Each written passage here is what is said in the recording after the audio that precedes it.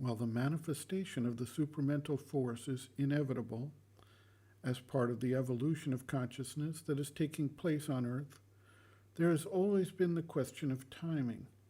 That is, when it would actually become manifest and take an active, visible role in the process of life, as opposed to its secret, involved presence and influence from behind the veil. In 1956, the mother had an experience that made it clear to her that the time had come and that the supramental was overtly active. In order to experience or sense anything, there must be a capacity in the senses to capture the specific vibrational pattern and intensity, and a capacity in the interpreting being to translate the captured pattern into a form of knowledge. We know that human vision and hearing are both limited within certain frequency ranges.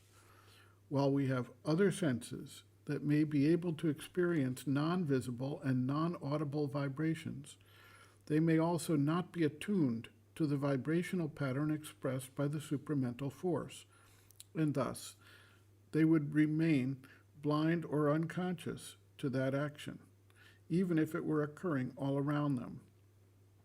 There are many invisible forces in the world that we identify primarily by their effects. Some of them can now be tracked and measured with the development of instruments that extend our range of perception. Some, such as forces of consciousness, can mainly be experienced through the impact on life in the world.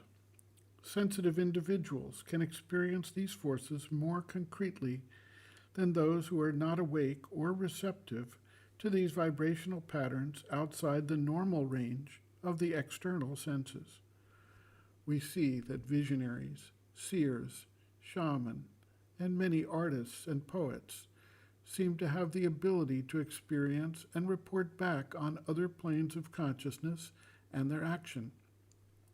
Nikola Tesla reported that he saw patterns rather than thought through details, underpinning his numerous breakthrough inventions.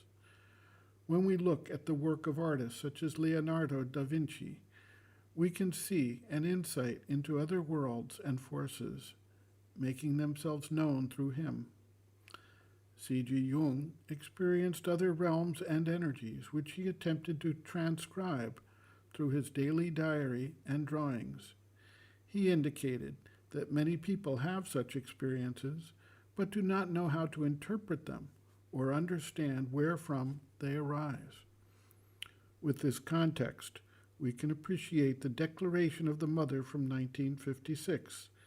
She had a very powerful experience and recognized that it was the sign of the descent of the supramental force into the earth consciousness to liberate and develop the next phase of conscious evolution for the planet. The mother writes, quote, 24th April 1956, the manifestation of the supramental upon earth is no more a promise, but a living fact, a reality. It is at work here, and one day will come when the most blind, the most unconscious, even the most unwilling, shall be obliged to recognize it. End quote. Reference, Sri Aurobindo and the Mother, The Hidden Forces of Life, Chapter 6, Hidden Worlds and Evolutionary Forces, page 154.